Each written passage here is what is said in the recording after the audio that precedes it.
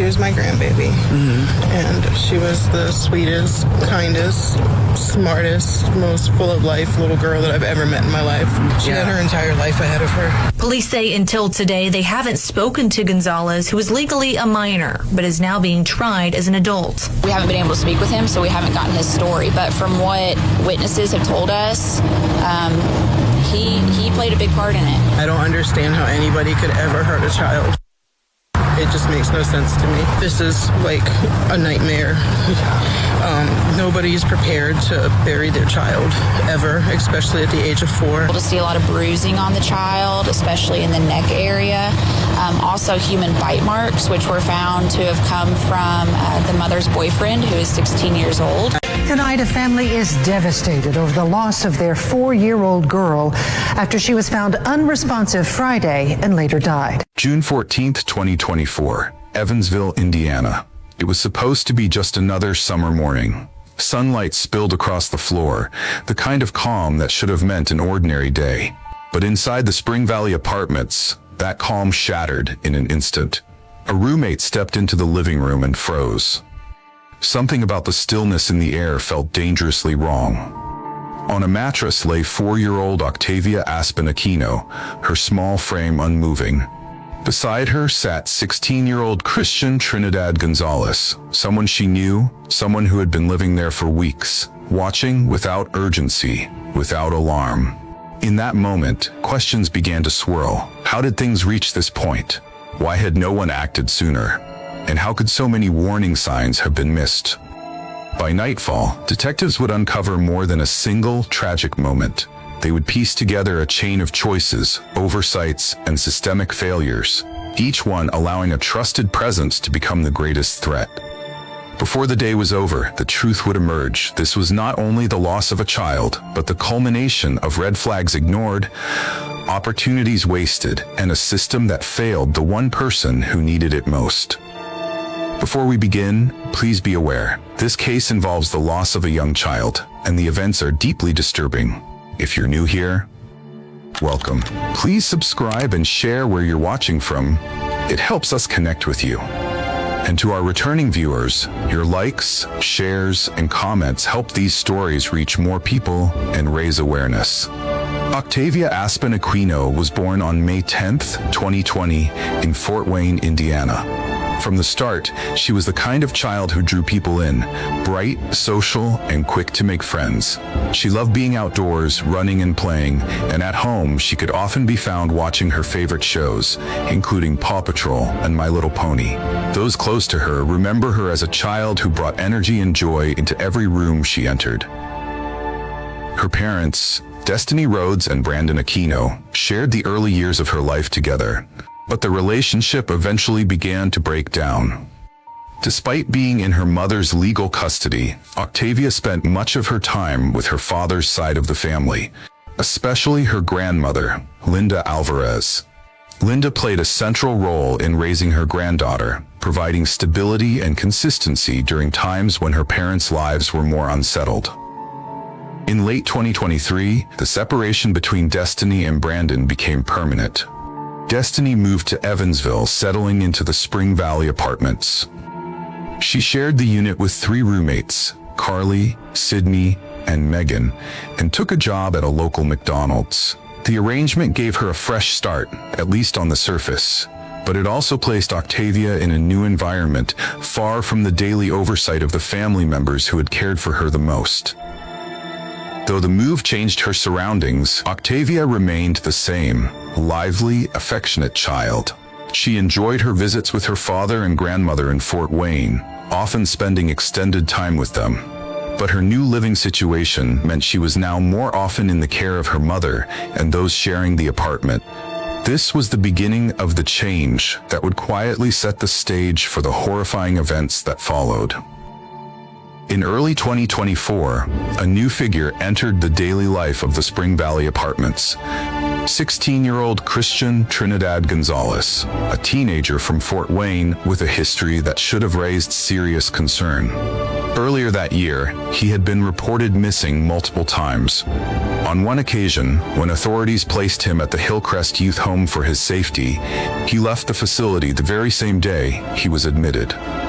Court records show that Gonzalez was under a protective order at the time, one that prohibited contact with Destiny Rhodes following allegations involving him and another underage individual. This order was meant to keep distance between the two, yet within weeks, Gonzalez was not only back in touch with Rhodes, he was living in the same apartment as her and her 4-year-old daughter, Octavia Aspen Aquino. By April 2024, his presence in the household had become a regular fixture. To those outside the home, the situation may have appeared casual, even routine. But behind the closed doors of Spring Valley Apartments, the arrangement was a clear violation of court directives and a warning sign that should have triggered immediate intervention. This is where the systemic gap becomes evident. Law enforcement and juvenile authorities were aware of Gonzalez's runaway status. They had prior knowledge of the protective order. Yet, no consistent measures were in place to ensure he was kept away from prohibited contacts or vulnerable environments. Each lapse allowed him to remain in proximity to a child he should never have been near. The danger was not hidden in the shadows. It was sitting openly in a shared living space. And like many cases where harm comes from a trusted individual, the threat didn't appear in the form most people expect. Gonzalez was not a stranger nor an unknown figure. He was someone accepted into the home, someone familiar to its occupants. For those who look at cases like this in hindsight, the lesson is both painful and urgent. Danger does not always come from outside the circle of trust. Sometimes it's already inside. And without decisive action, the risk can grow quietly until it's too late. On the morning of June 13, 2024, the Spring Valley Apartments seemed to follow their usual rhythm. Around 11 a.m., Destiny Rhodes and her roommate Sydney left for their shifts at work, leaving 16-year-old Christian Trinidad Gonzalez in the apartment with 4-year-old Octavia Aspen Aquino. This was not the first time he had been left in charge. When Sydney returned at approximately 2 p.m., she immediately sensed that something was not right. Octavia wasn't her usual energetic self. Instead, she appeared withdrawn, her focus drifting, almost as if she were disconnected from what was happening around her. Sydney noticed visible signs that caused her concern. Faint discoloration on the child's neck, areas of bruising, and a mark on her arm that resembled a bite. When asked about it, Gonzalez dismissed the injuries with a simple explanation. The cat had done it. It was a story he repeated without hesitation. When Sydney turned to Octavia for her version, the little girl quietly, reluctantly echoed the same words, as if rehearsed. Concerned, Sydney and another roommate decided to take Octavia to the McDonald's where Destiny was working. They wanted Destiny to see for herself what they had noticed. In the presence of her mother, Octavia being away from Gonzalez revealed the truth. She said Gonzalez was the one who had bitten her. Destiny confronted Gonzalez directly. He admitted to biting Octavia, but tried to minimize it, claiming it had been a reaction during play or a way to teach her a lesson. The seriousness of what had been said did not translate into decisive action. No one in that moment called for medical help. No one took Octavia to be examined by a doctor. The signs of possible harm were recognized, discussed, and then left unaddressed. By the next morning, she would be fighting for her life, and no doctor had seen her. On the morning of June 14, 2024, the quiet inside the Spring Valley Apartments was interrupted when Carly, one of Destiny's roommates, came downstairs just after 9 a.m. She expected the usual sounds of a household starting its day. Instead, she found 4-year-old Octavia Aspen Aquino lying still on a mattress in the living room. Alarmed, Carly quickly called for the others in the apartment. Sydney and Megan rushed in from upstairs. What they saw stopped them in place. Beside Octavia sat 16-year-old Christian Trinidad Gonzalez, seemingly detached from the urgency of the moment. Instead of showing any sign of action, he remained seated, focused on his phone. Later, investigators would confirm through phone records that during these critical minutes, Gonzalez had been browsing TikTok rather than calling for help. Those moments, when immediate aid could have been sought, slipped away as he stayed silent. Carly and the others knew something was terribly wrong. Emergency services were immediately called, and within minutes, first responders arrived at the apartment. They moved quickly, assessing Octavia's condition and preparing her for transport. She was rushed to a nearby hospital where medical staff began working to stabilize her. The initial reports from the hospital were grim. Octavia's brain activity was minimal, and the medical team understood the severity of her condition. Efforts continued in the hope of reversing the damage, but the signs pointed to a life-threatening situation. Despite the medical team's efforts, Octavia was pronounced dead later that day.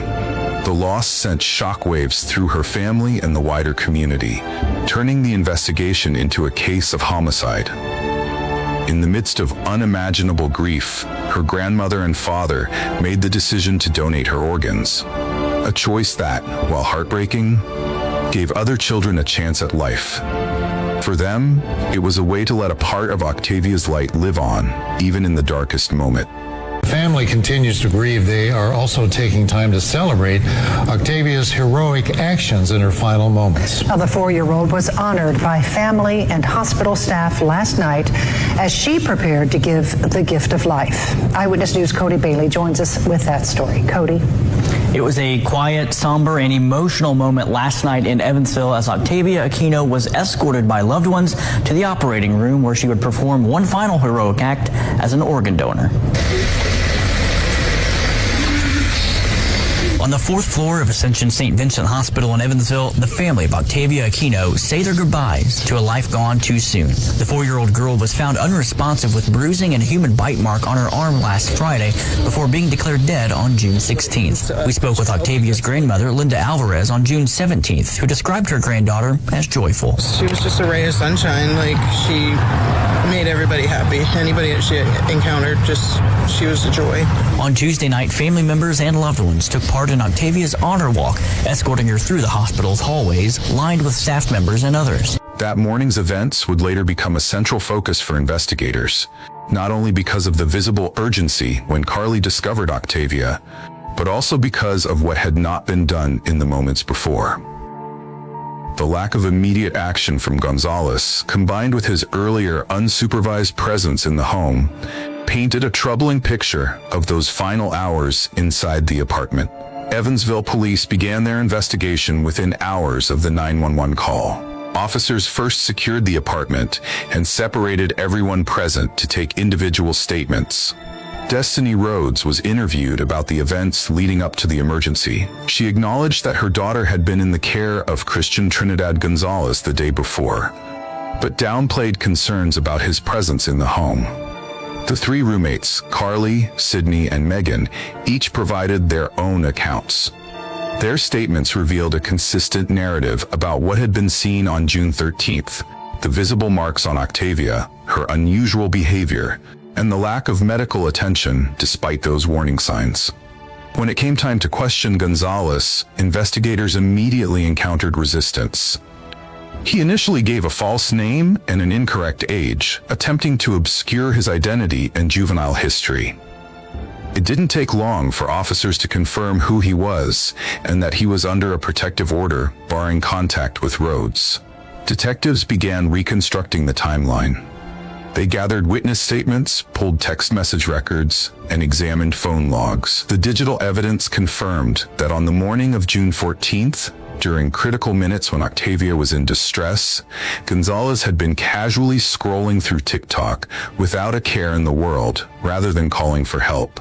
A forensic examination was ordered. The medical findings confirmed that Octavia's cause of death was blunt force trauma to the head and neck. The report also documented injuries consistent with what had been observed the day before. The bite mark, the bruising, and the lack of any medical evaluation after those injuries were discovered. For investigators, the evidence told a clear story. Warning signs had been recognized, but not acted upon. and the person responsible for her care in those final hours had both a history of disregarding the law and an opportunity to seek help that he did not take. If more people understood how quickly neglect can turn into tragedy, more lives could be saved. Like this video so it reaches people who need to hear it. By the end of June 14, 2024, the investigation had moved swiftly from gathering evidence to making arrests. Detectives, now confident in the timeline and facts, acted on what they had uncovered. Christian Trinidad Gonzalez was taken into custody that same day. His history with law enforcement, the protective order, and the weight of the evidence made the decision immediate. He was booked into the youth care center in Evansville.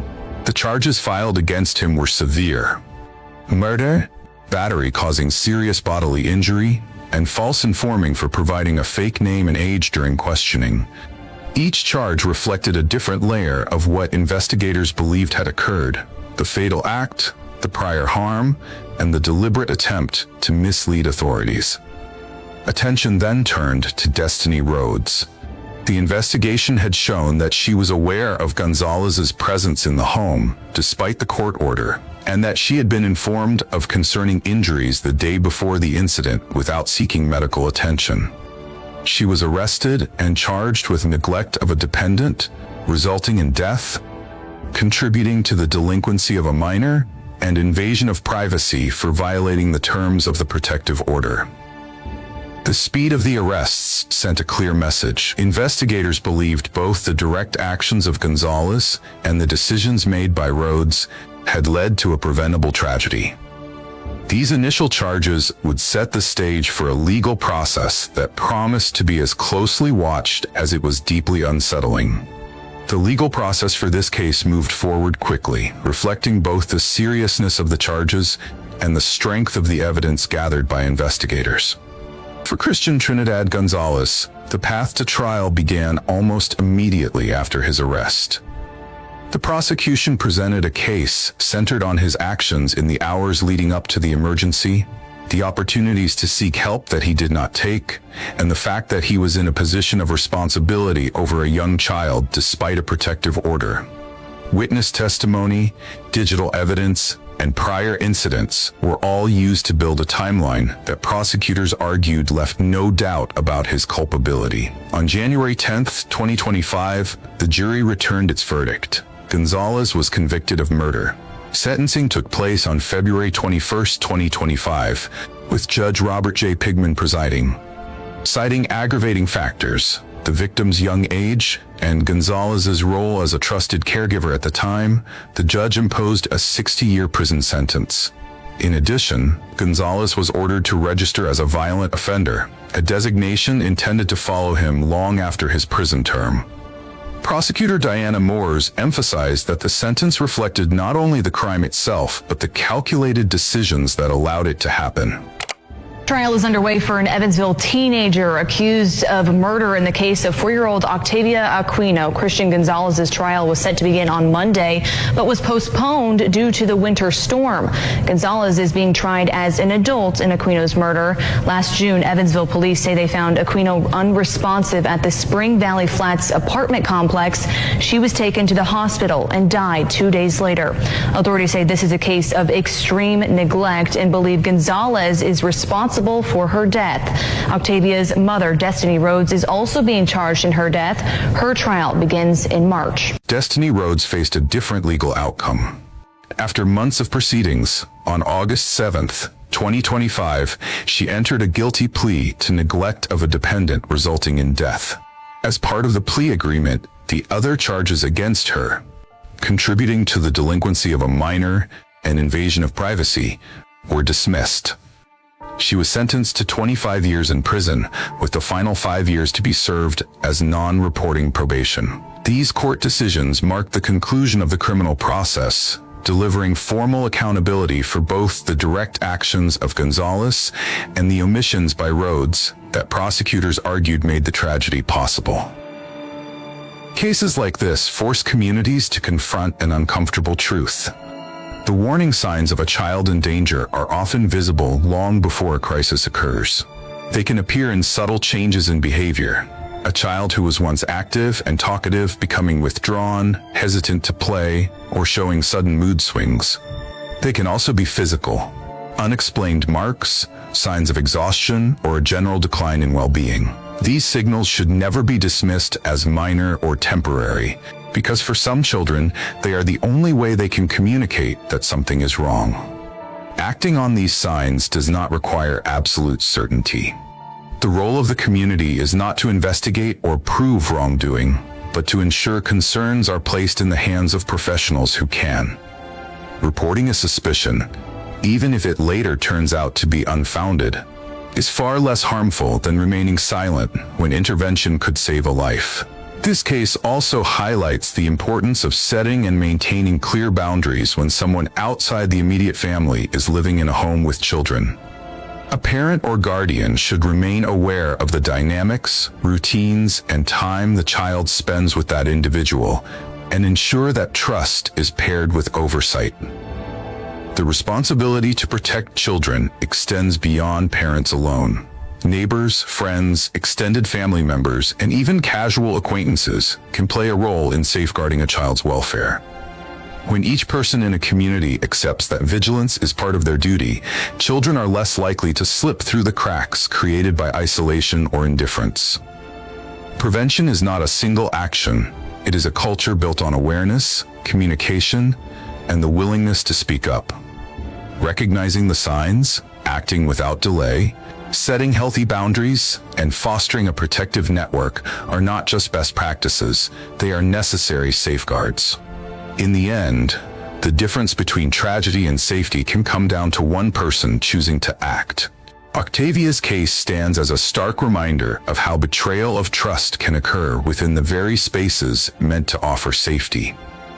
The lack of enforcement of a protective order, the missed opportunities for intervention by those in her immediate environment, and the absence of a medical assessment when warning signs were present, all combined to create a fatal chain of events. These were preventable failures, not of one moment, but of multiple moments where action could have changed the outcome. Octavia's story is a call to act, not to look away. If you believe change starts with awareness, subscribe and share this video. Thank you for watching, and I'll see you in the next video.